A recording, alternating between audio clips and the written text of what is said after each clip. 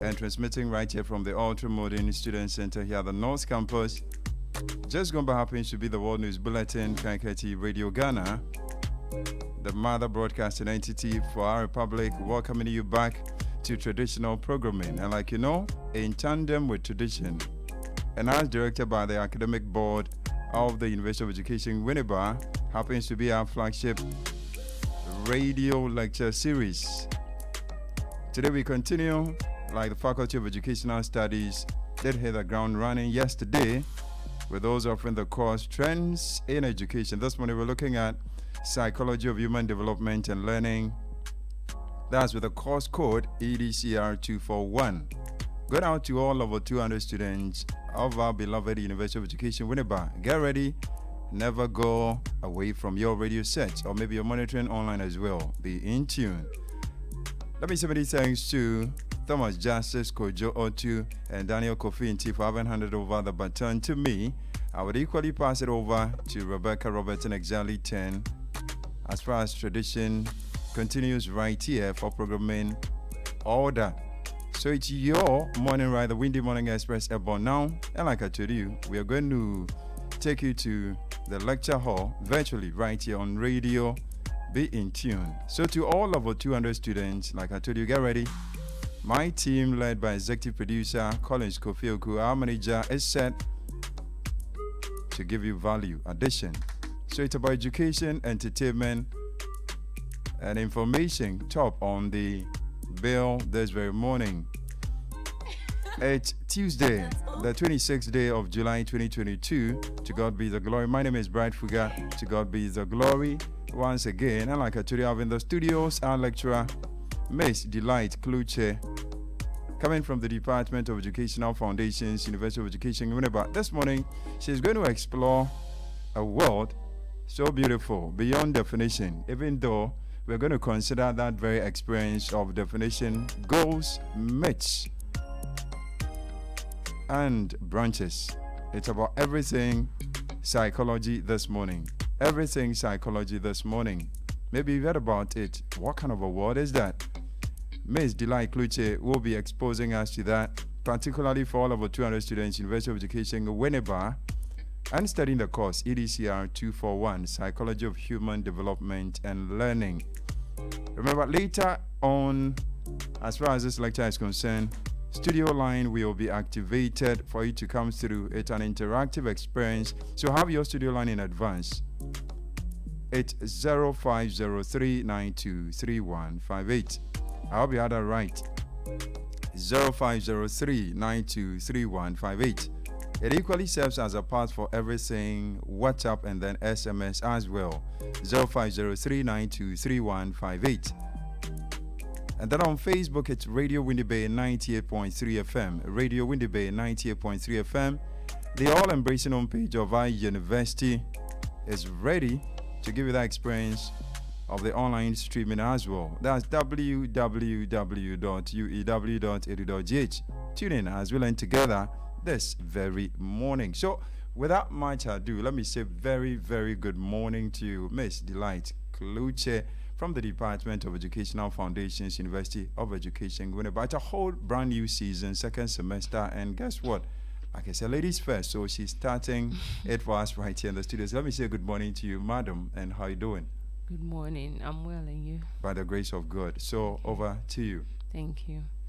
Good morning to you, students. Welcome to the second semester, and this is EDC 241, Psychology of Human Development and Learning. Wherever you are, I'd like you to get your pens, your notebooks or notepads, and then tell a friend that radio lecture is ongoing. Today, we are going to look at some definitional issues in psychology. We will look at the meaning or the definition of psychology. We'll explore some myths, some misconceptions, what people think psychology is, but in actual sense, psychology is not. And then we'll look at the goals of psychology. What do psychologists seek to achieve? What is their aim? And then finally, we'll look at some branches and then subfields of psychology. And so if you have not taken your notepads yet, I'm reminding you once again to get them. Call a friend, tell them that radio lecture is ongoing, and let's have a good time learning psychology this morning. Before we continue, I would just want you to write in 1 or 2 sentences what you have heard about psychology. Just write it down. What have you heard about psychology? Or what has anyone told you psychology is about? Because even as a student, before I started studying psychology, I heard a lot of things about psychology. So I want to find out what you have heard about psychology. Just write it down. And then after our lecture, I'll find out if what you were thinking is the same thing that we have discussed about psychology. So in just 1 sentence or 2 sentences, write down what you think psychology is about. Okay.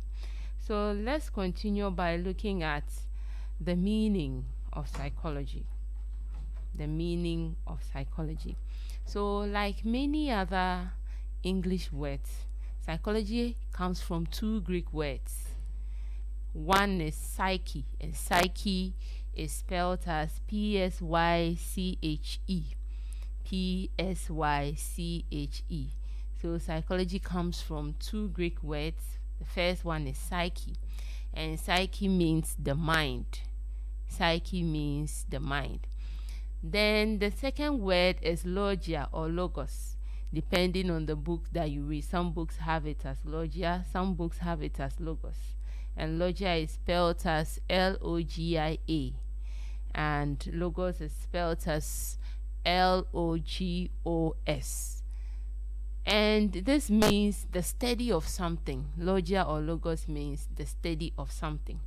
And so if we put these 2 together, then psychology means what? The study of the mind. Psyche, logia, or psyche, logos. And that is what comes together to form psychology. So the question I always ask my students is, where is your mind? Can you see your mind? Someone says, or I usually ask, what is the difference between your mind and your brain? And one of the interesting answers a student has ever given me is that the brain is the hardware and the mind is the software. And so the mind is just an abstraction or an abstract concept that refers to all the processes that your brain helps you to perform in abstraction. And so in order to put the definition in perspective, Kuhn and Mitra 2016 says that psychology is the scientific study of overt behavior and mental processes. Psychology is the scientific study of overt behavior and mental processes. Now, another definition is given by Kuhn and Mitra, is that psychology is the science of behavior and mental processes. So Kuhn and Mitra 2016 says psychology is the study of overt behavior and mental processes. Then Myers 2018 also says that psychology is the science of behavior and mental processes. If you compare these 2 definitions, you would notice that there are some key or important words that are running across both definitions. For example, the first word is science or scientific. Science or scientific. So write that one down. That is one of the key words in the definition. Science or scientific. The second key word we are looking at is what? Behavior. Behavior. The second key word is what? Behavior. And then the third key word in the definition is mental processes. Mental processes. So psychology is the scientific study of overt behavior and mental processes. So we are going to take each of these keywords in the definition, and then we break it down for us to have a better understanding of what psychologists actually do. Now, when we say science, what does science mean? Science, somebody will say, from our secondary school definition, is a way of obtaining knowledge through what? Observation and experimentation. Now, psychology is a science because it follows the scientific method, or it follows the characteristics of science, basically. And so psychologists do not just stand up and study things anyhow. There is a method, there is a process by which they study these things. And the scientific method starts first of all with what? Observation. The scientific method starts first of all with observation. So you notice something within your community that you want to study, which is of what? Psychological value.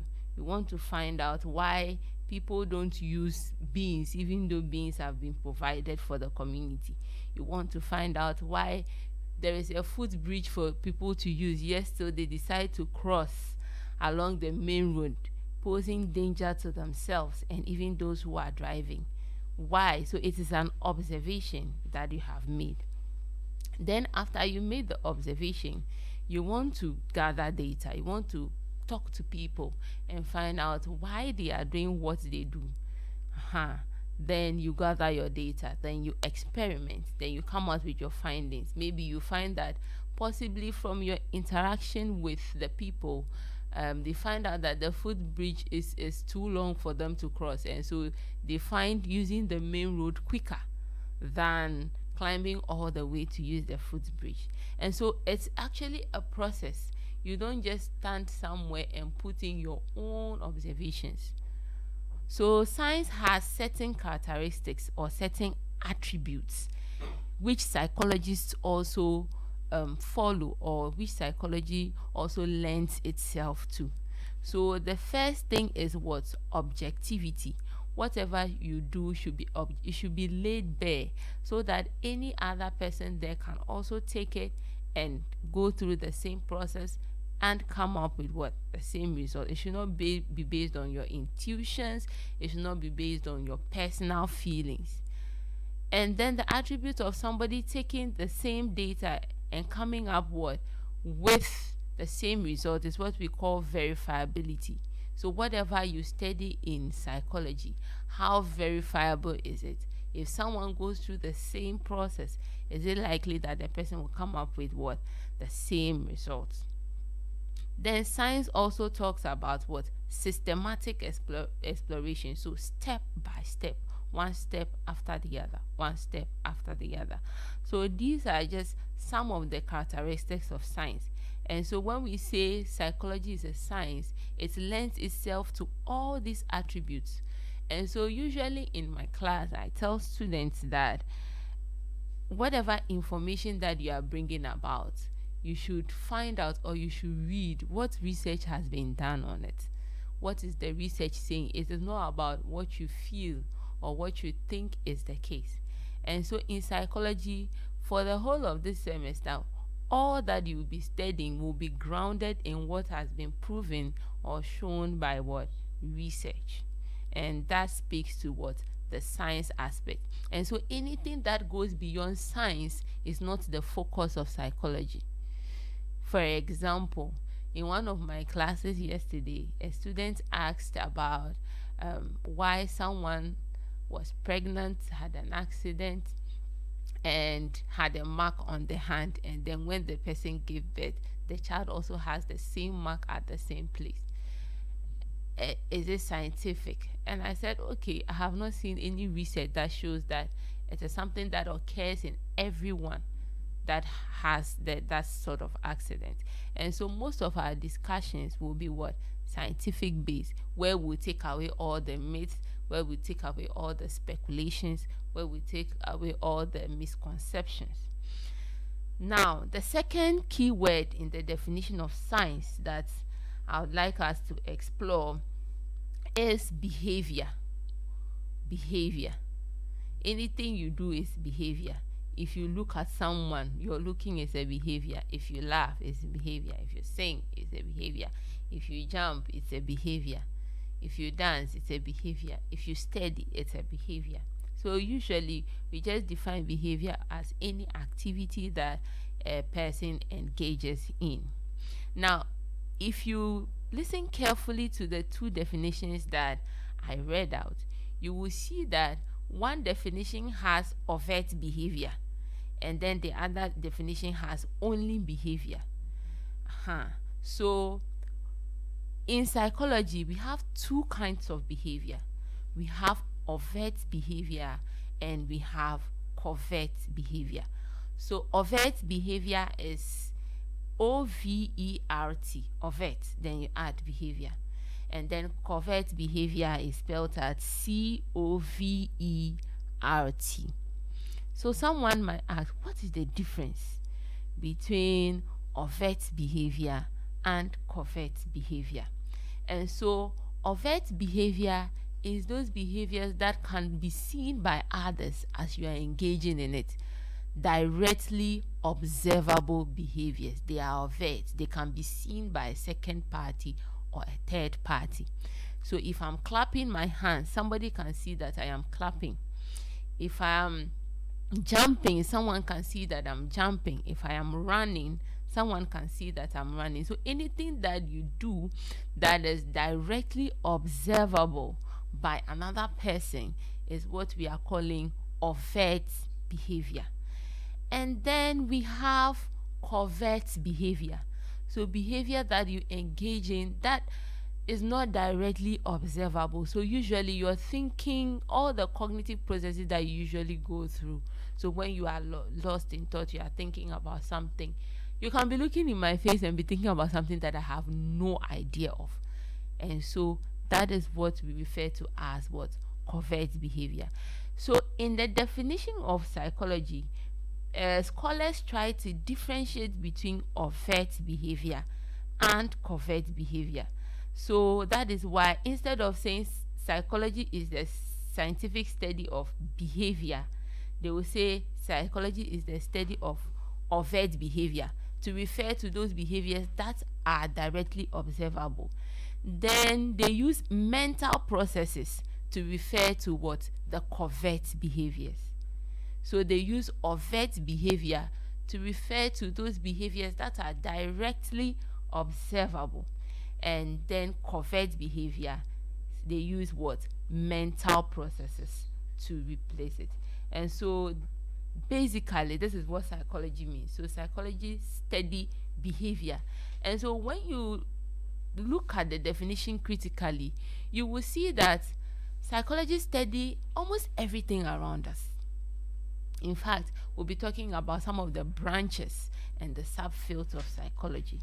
Psychology study because everywhere we are, we put up behavior. In the home, there is behavior. In the school setting, we have behaviors ongoing. The community, everywhere we go, we put up one behavior or the other. So psychology is so broad and it covers almost everything about us. And then the other point I would like to add is that psychology helps to explain how people think, how people feel, and how they behave. So it is not only the behavior. Psychologists believe that the way people think influences how they feel and how they behave. For example, if we go back to the footbridge example, you will notice that I said after the psychologists spoke to people on why they were not using the bridge, they realized that they feel that climbing the bridge was too cumbersome, difficult. And so they decided to use. So the way they are thinking is influencing the way they behave. So psychology helps us to explain how we think, to explain how we feel, and then to explain how we behave. So basically that is what psychology means. And so by now I want you to compare what you had written. Remember at the beginning of the lecture I said that you should write what you have heard about psychology. or what you think psychology is about. Now compare the two. What you were thinking, is it the same thing as what we have learned that psychology is about currently? I'm not with you there, so I'm sure you can decide for yourself if what you have heard or what you have written down is the same. And so if it is the same, then you have had an accurate information about psychology. If it is not the same, then I'm afraid what you have heard is actually a myth or misconception about psychology. So our next topic or our next line of discussions will be around the myths about psychology. What are the myths? What is a myth? A myth is basically information that is widespread about something that is actually not true or not accurate. And so in my interaction with students, I've heard a lot of things. Some people say that psychology is about reading your mind. Sometimes when you tell someone that I am a psychologist, the first question you are asked is, so you can read my mind? And that is one of the first myths we want to clear. Psychology is not about mind or face reading. There is no way anybody can tell what is in your mind if you do not reveal that to the person. What psychologists do is to describe, explain, predict, and change behavior. We'll be looking at that briefly, and these are the goals of psychology. And mind reading or face reading is not one of them. Some people also think that people who study psychology are mentally disturbed. Someone told me that because most psychologists work with people who are mentally disturbed, at some point in time they start behaving like them. It is totally false. Psychologists are people who are mentally stable and mentally well. So psychologists or people who study psychology are not mentally disturbed. There are those who also think that psychologists work only in hospital or school settings, or they work with only people who are mentally ill, and that is equally false, because psychologists work in a lot of settings. Psychologists work in schools. I am working in a school. Psychologists work in corporate institutions, public institutions. Psychologists work in the security services. Psychologists work in NGOs.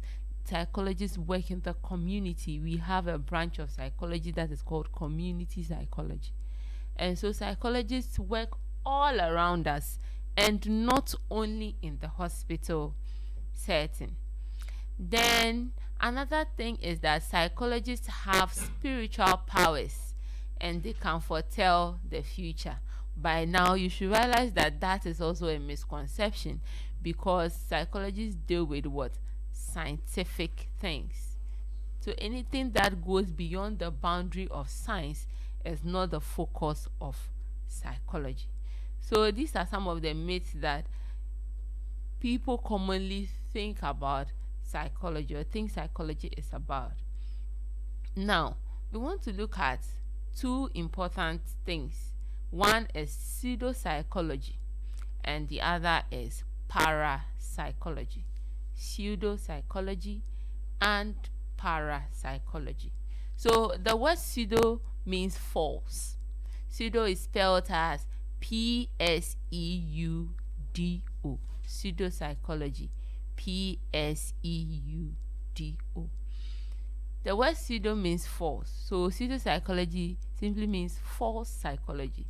And it actually refers to a false system of beliefs or unscientific assumptions or practices that people usually offer as an explanation of what behavior, but which in actual sense is not what? Scientific. For example, we have palmistry. Palmistry is spelled as P-A-L-M-I-S-T-R-Y. Palmistry. Palmistrists believe that they can read the lines on your palm to tell your personality, to tell your life events, things that will happen in your life. And that is a false psychology. Remember, the only thing that psychologists use or study is what? Behavior. So one thing these people also do is that they are not able to tell how they derive or come out with their conclusions. So it is difficult for you also as a person to take somebody's palm and also tell what their personality is like. And so that is the reason why palmistry is a false psychology. Then another example is what we call phrenology. Phrenology is spelled as Phrenology. Phrenology. Phrenology.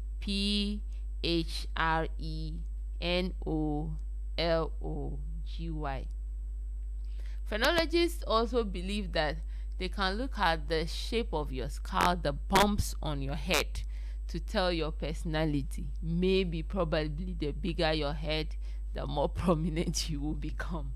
And so they believe that your brain has, certain parts that are developed, and these developed parts are for certain functions. So if there's a part that is overdeveloped, it will swell or it will bulge.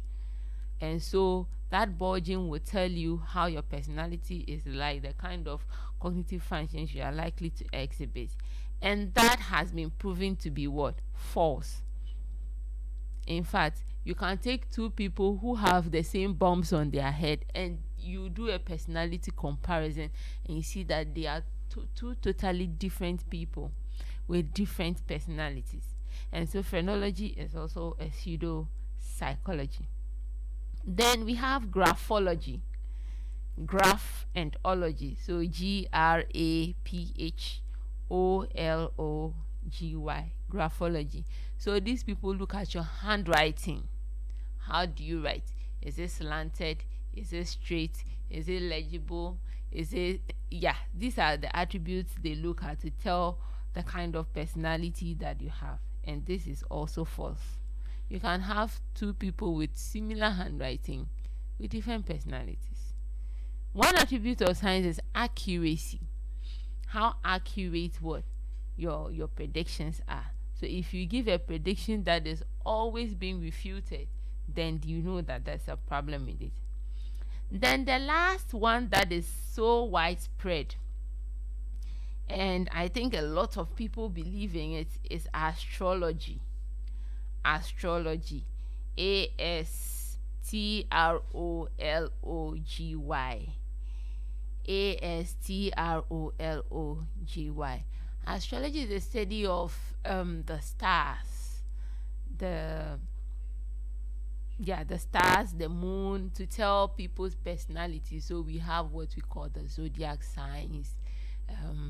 Some people are Aries, Virgo, Sagittarius. There are many of them. And astrology is also a false science, because research has proven that not all people born within that period, usually they do their characterizations by monthly basis. So if you are born between this period to this period, you have that personality. That period to that period, you also have this personality. And research has proven that most of their assertions are false. What most of these pseudo-psychologists do is that they rely on what we call the Barnum effect. The Barnum effect. So the Barnum effect is the tendency for personal characteristics to appear true if they are stated in general terms. If you read their descriptions, you notice that they write a lot of things about the groupings that they are describing. And so at the end of the day, at least you have one or two applying to you. So they are not giving you specifics. They are giving you what? General descriptions. And the Barnum effect is spelled as BARNUM. Then effects. The Barnum effect. And so pseudo-psychologists do not lend themselves to the basic characteristics of science that we described earlier. And so they cannot be observed and verified by others through known scientific experimentation or known scientific method.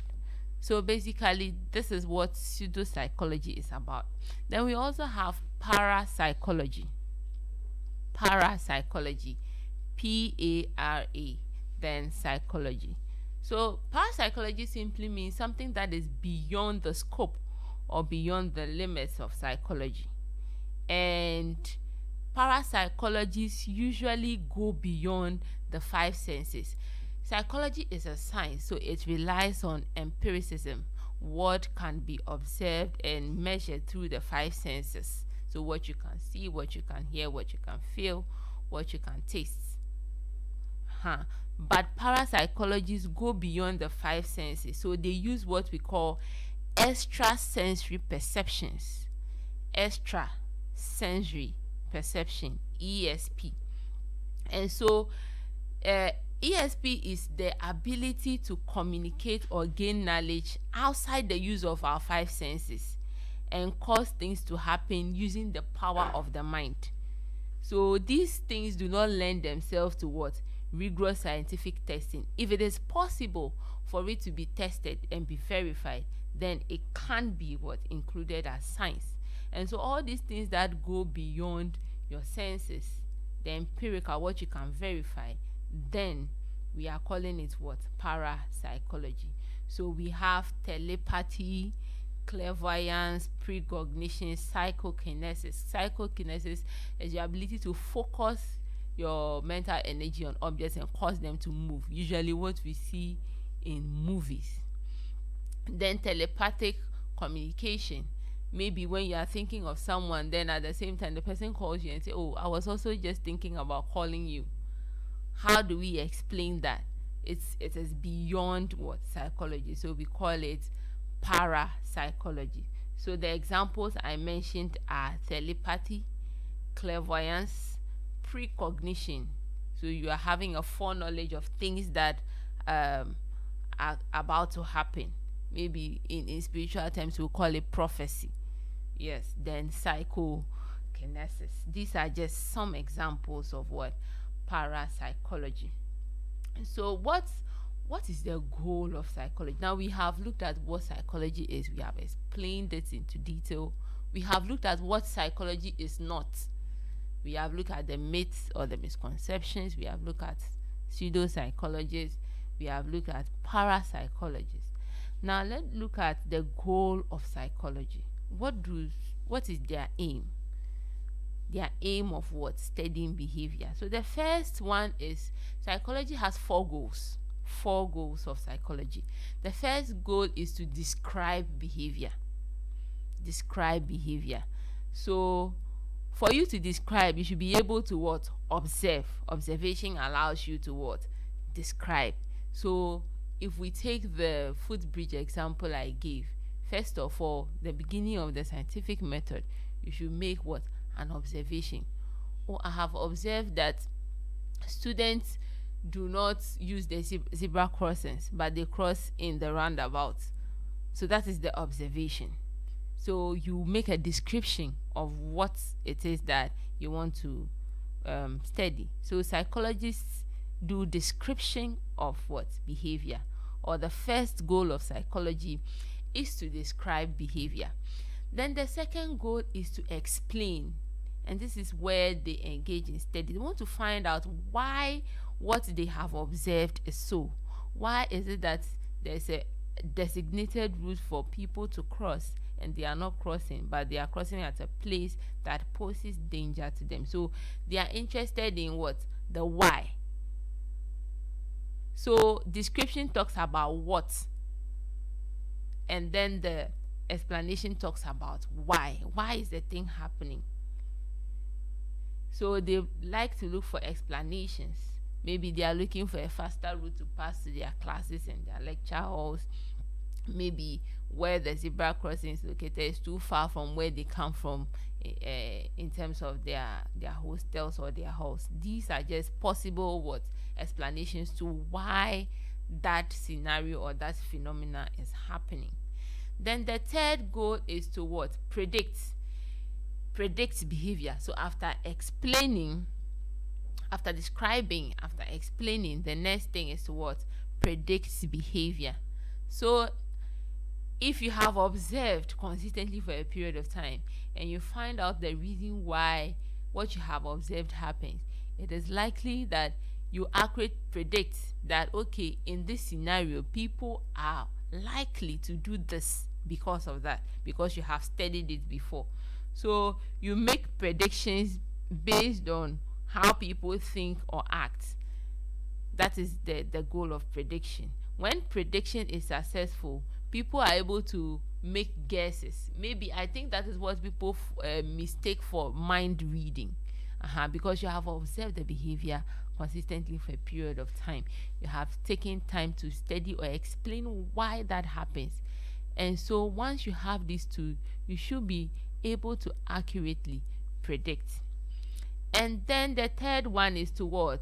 Change behavior. So after describing, after explaining, after predicting, we want to change. We want to make changes in people's life.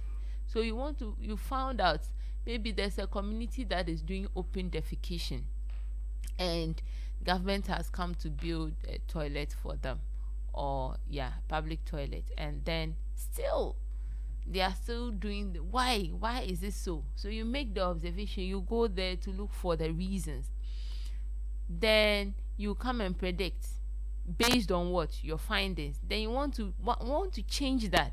You want to bring positive changes and control what? People's behavior.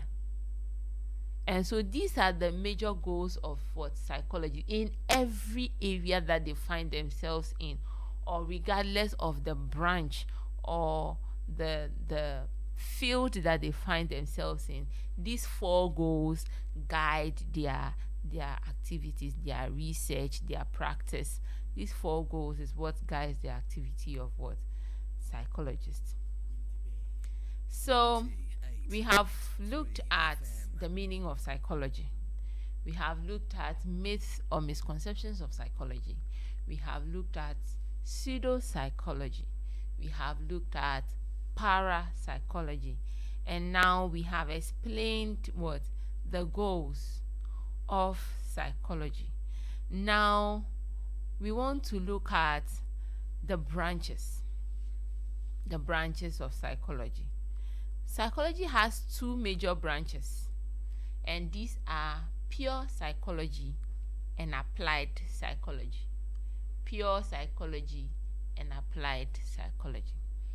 So pure psychologists just want to understand what goes on around us, the behavior of people around us. They want to broaden our understanding of why people behave the way they do. So it's more theoretical. So they are just interested in, doing research, coming up with theories, recognizing the pathways or the medium through which people behave the way they do, what factors contribute to the way they behave. And so pure psychologists are interested in the first 2 goals, to describe and to what? To explain behavior and to predict maybe behavior. So we want to understand. So they'll just do research and come up, it's because of this. That is why why is it that students have the whole semester to study and they pile up their lecture notes till 2 days to the exam? So they go and then they interview the student. They want to find out why. Then they build a theory that, theory of last minute learning. It states that this and that. And then we have the second branch, which is what? Applied psychology. Now these people take the theories and then they want to use the theories to bring changes to improve human life. So it's like they are putting the theory into practice. They are practicalizing it. So based on the theory of last minute learning, how do we help students to maximize or make use of all the time that they have from the beginning of the semester till the end of the semester? And so maybe they can come up with an intervention. Maybe they do a psychoeducation. They talk to students. They do programs that encourage them to learn. They give them facilities. Maybe they encourage them by giving them weekly assignments, which will prompt them to always read or always study. So this is what applied psychologists do. Now, when you take both pure psychology and applied psychology, each of them has certain subfields under them. So usually I'll say psychology is a very big tree with two major branches, and each of these branches has what outlets or sub branches hanging on them.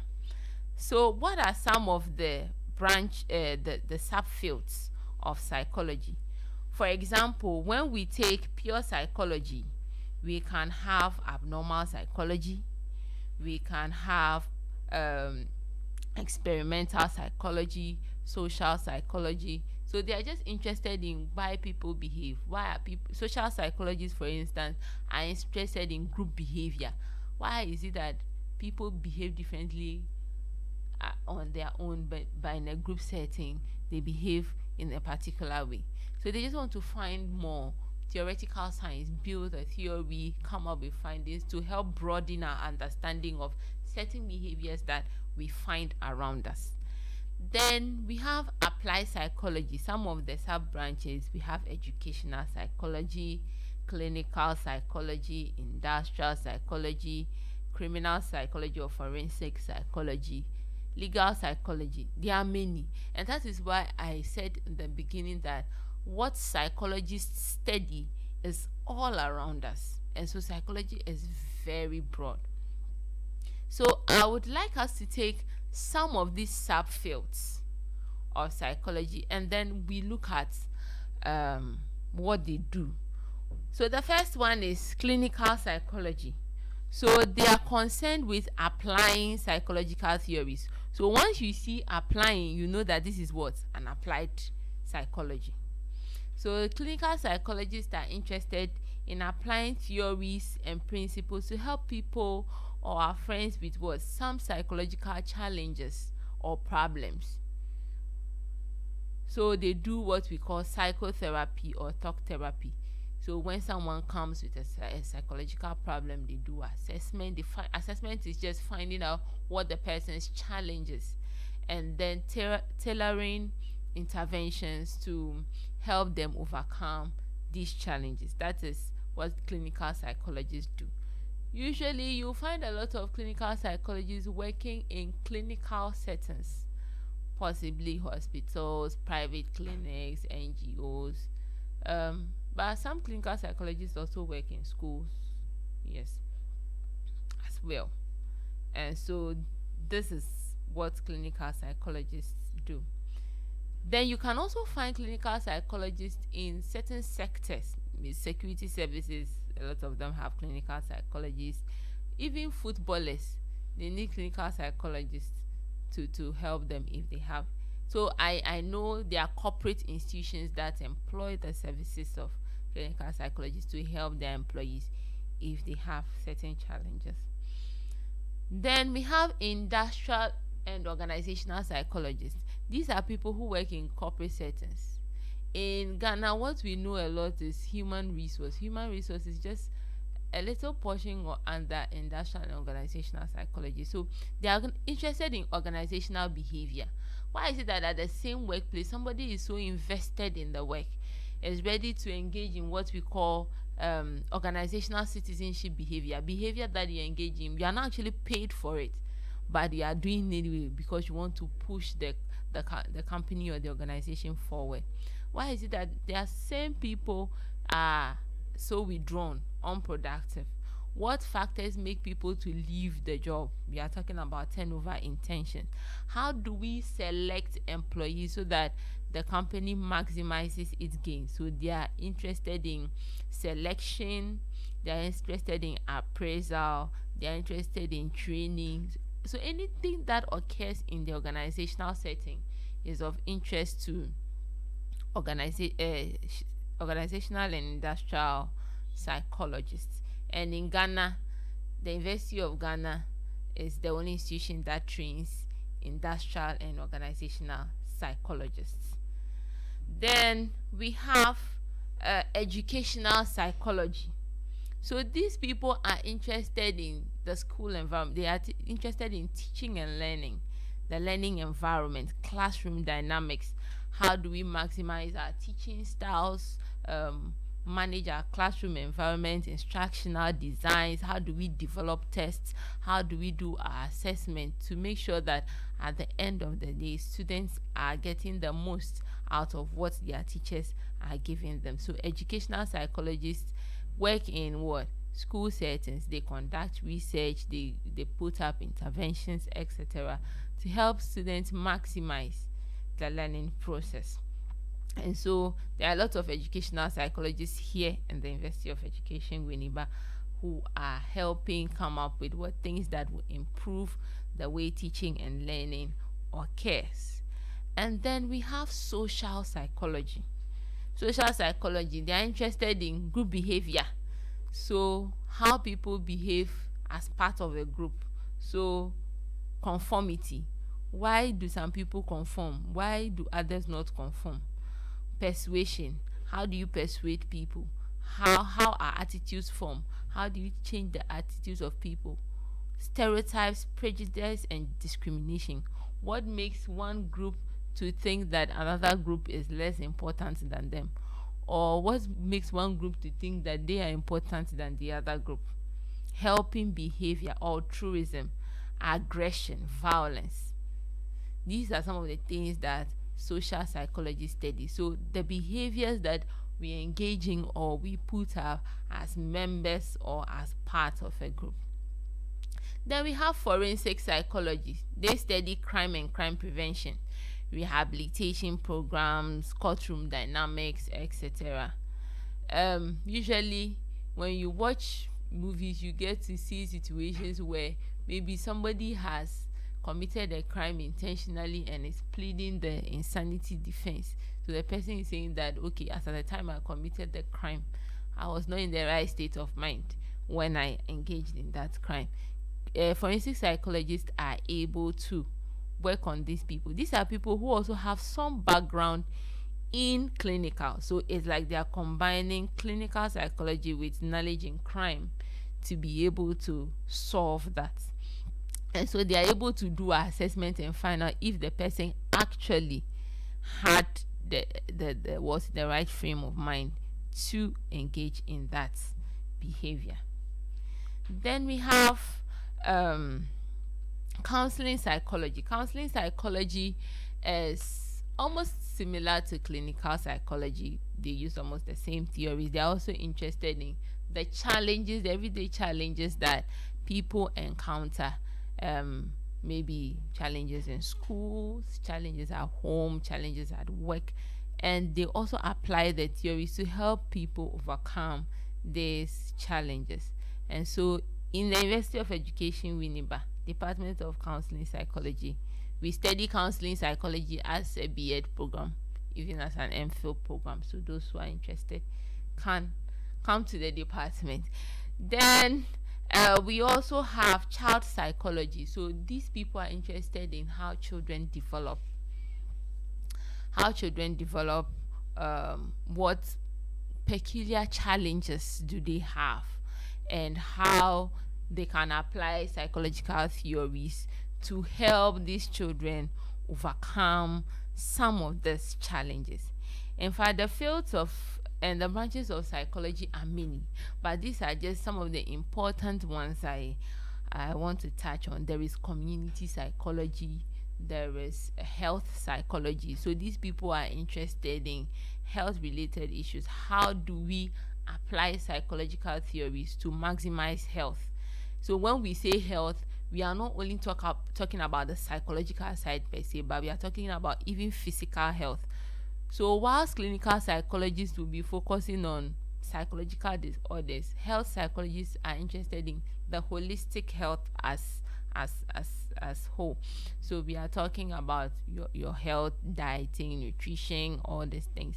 It comes under health psychology. So you have health psychologists doing research in specific medical conditions or psychological conditions. And so these are just some of the subfields of psychology.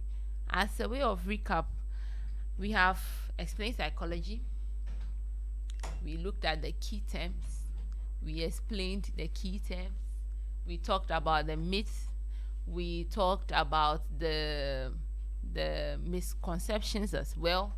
We talked about pseudo-psychology. We talked about parapsychology and their examples. We talked about the goals of psychology. We then went ahead to talk about the branches. So I said psychology is like a big tree with two big branches, and then on each of these branches we have what sub branches hanging on them. So at this point, I would like to welcome your questions, and so we'll take a short break as we wait for your questions to come. That's OPK Beats, the magic producer. Wow, KL music.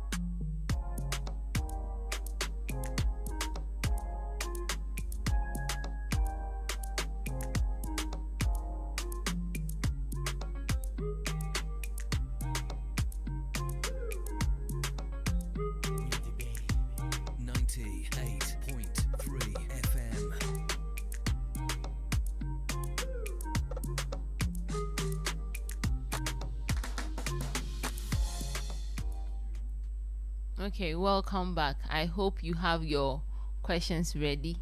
We have activated the studio lines 0503 923158, 0503 You can equally send us WhatsApp and SMS on 0503 923158, 0503 923158. Unfortunately, due to some internet challenges, we couldn't live stream, but afterwards it will be uploaded onto the Facebook portal for you to listen to. And so as we wait for your calls and questions, we'll take a brief recap of what we have discussed so far.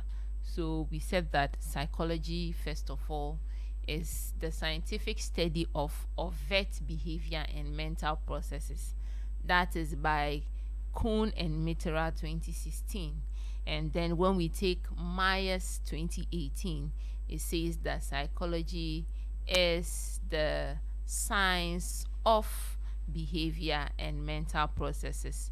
We looked at some of the keywords in that definition.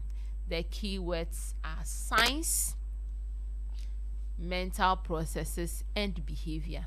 So we said science is what? Anything that is methodical, anything that is done objectively, and so anything that is also verifiable. These are some of the few attributes of science that we indicated. And we said that psychology follows the scientific method. So whatever behavior it is we want to study, there's a procedure that we go through to study. It's not done anyhow based on the way you want it or your intuition. And so that speaks to the science aspect. Then when we talk about behavior is any activity that we engage in. So behavior could actually be overt or covert. Overt behavior being those that directly observable that you can see. Then we have covert behavior, those ones that you cannot see, like those related to cognition. So as a way of distinguishing between overt and covert behavior, we say that psychology is the study of what? Overt behavior, where overt behavior refers to those ones that you can see, and then mental processes covering the covert aspect. And so these are the major things in the definition. Aside the meaning of psychology, we look at some of the popular misconceptions about psychology. Psychology is about mind reading. We know that it is not true. There is no way someone can look into your face and read what is in your mind. If that were the case, people will not be engaging in any evil activity against others. Psychology should be able to read as fast as possible that people have bad intentions against others. Then psychology is those who study psychology are mentally disturbed. We are not mentally disturbed. People who study psychology are normal individuals. And so that's assumption or that misconception that once you work with people who are mentally ill for a period of time, you start behaving like them. It's not true. Moreover, psychologists do not only work with the mentally ill. I think from all the subfields that we have studied, we even have military psychology. Psychologists work in the military, the security service, all the security services that we have. Psychologists work in NGOs. Psychologists work in government agencies. For example, DOFSU. Psychologists work there. Psychologists work in corporate settings. We have industrial and organizational psychologists. Then they work in school settings. They also work in within the community.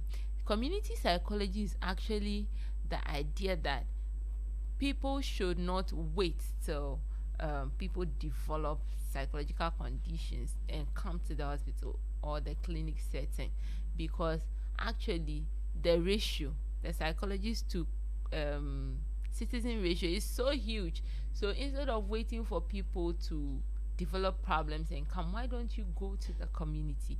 Why don't you go in there, educate them on what they need to do to be well, not only physically but psychologically. I think that is the major premise of community psychology. And so psychologists work everywhere and not only in the clinical settings. Then the other thing is that psychologists have spiritual powers. Psychologists don't have spiritual powers. They cannot foretell the future. They can only predict. Remember the goals of psychology. They can only predict, and that prediction can only happen when they are able to describe behavior accurately. If they are able to explain behavior, then it gives them a basis on which they can predict behavior. Okay. Then we looked at pseudo-psychology. So we say pseudo-psychology is false psychology. Anything that presents itself as if it is a true science like psychology, but it is actually some false, unscientific, unverifiable system of beliefs and practices which we use to explain certain behaviors around us. For example, the personality of a person. So we gave examples as palmistry, we gave examples as phrenology, we gave examples as graphology and astrology. We said that there are other examples, but we say that these do not lend themselves to the attributes of science that we discussed: objectivity, verifiability, accuracy, etc. And so we cannot classify them as science. Then we also have parapsychology beyond psychology. And I remember that one of the attributes of science is what? Empiricism. What is we can observe and measure through our five senses. So our sense of sight, our sense of smell, our sense of touch, our sense of taste, and our sense of, what's the last one? Our sense of sight, our sense of smell, our sense of hearing, touch, and taste. These are the five senses. And so parapsychologists go beyond these five. So they rely on what we are calling extrasensory perceptions, things that go beyond the five senses to gain information. If you go beyond the five senses, how do we verify? So we gave examples as psychokinesis, the ability to focus your mental energy on objects, cause them to move, manipulate them, etc. Is beyond psychology. It's not within the scope of psychology. Then we have clairvoyance, we have telepathy, we have precognition. These are just examples of parapsychology. From parapsychology, we looked at the goals of psychology. First, to describe behavior. So what is it that you have observed? Then the next one, to explain behavior. Why is what you have observed, why is it so? So we are looking at the whys. Then after explaining, we look at prediction. So in a situation where this is the case, that is likely to happen again. So you are predicting based on what you have observed and explained. Then last one, we don't want, particularly if what we have observed is problematic, psychologists don't want it to be the same. So we want to bring change, we want to control behavior, and so they will apply their theories in helping to control behavior. Then from there, we look at the branches of psychology. We say psychology has two major branches: pure psychology and applied psychology. Pure psychology, we are interested in research, finding out more. Why is this so? Why do students study when it is 2 days to exams? Why is it that there's a footbridge but pedestrians don't cross? Why is it that there's a bin for waste collection but people still litter? These are the things they want to find out. So they do research to build theories. So most of the theories that we know today in psychology that we'll be studying through the semester have been propounded by what? Pure psychologists, in their bid to understand behavior more. Why do people have prejudice and stereotypes against other groups? What factors account for it? They look at all these things. And then aside pure, we have what? Applied psychology. So these people now take their theories and use it to solve problems, existing problems.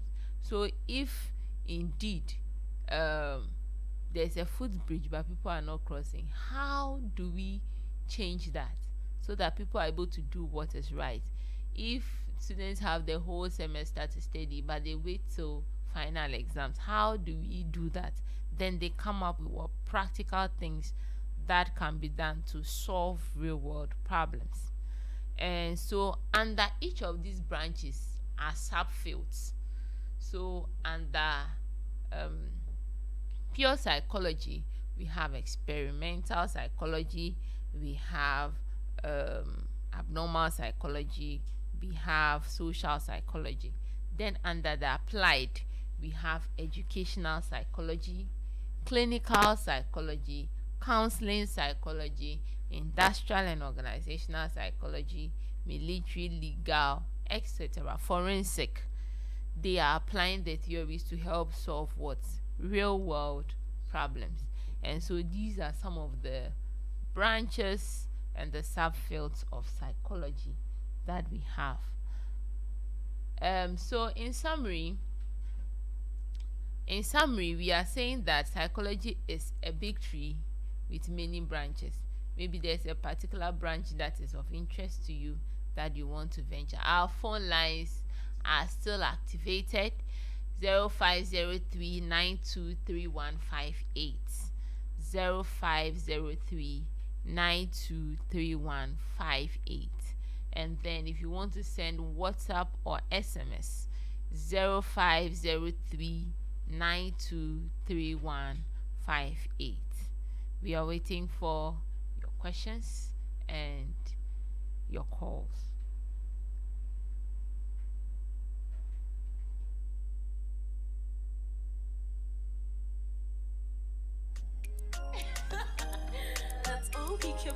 the magic producer. Wow, KL Music.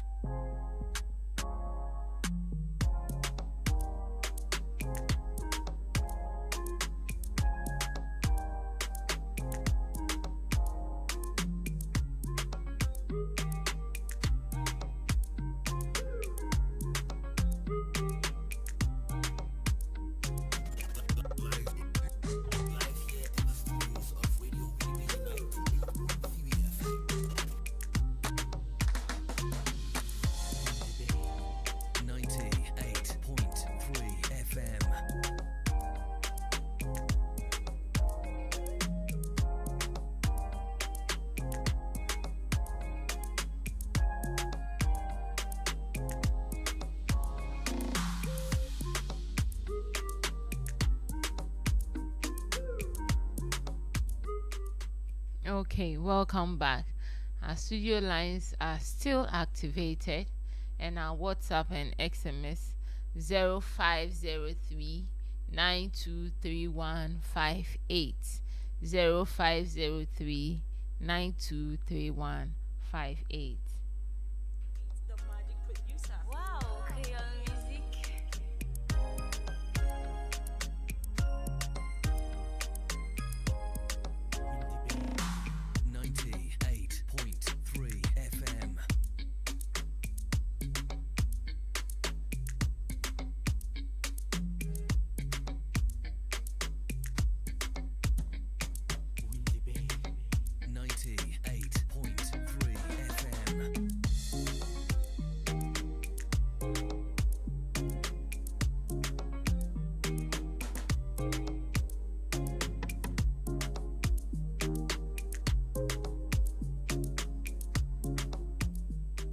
Okay, so we are back.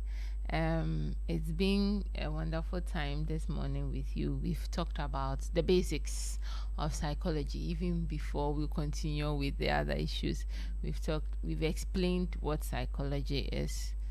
We looked at pseudo-psychologists and parapsychologists. We looked at the goals of psychology, and then we talked about the branches or the subfields of psychology. I know the branches of psychology are many, so one of the parting assignments or introspection I just want you to do is to just look at all the subfields that we have discussed and pick which one is of interest to you, or which one that you feel it is so important, and at least write down 2 reasons why you think that subfield or that branch or that field of psychology is important. On that note, I want to thank you so much for your time and for listening. See you same time next week. Magic producer. Wow, KL Music. Okay, so great. Splendid delivery right here. And like you heard a while ago, all to do with that very marvelous presentation as done as by Ms. Delight KLUTSEY from the Department of Educational Foundations, University of Education, WINNEBA. Don't forget, like you were employed during the course of the radio lecture as a result of a challenge to do with our internet connectivity.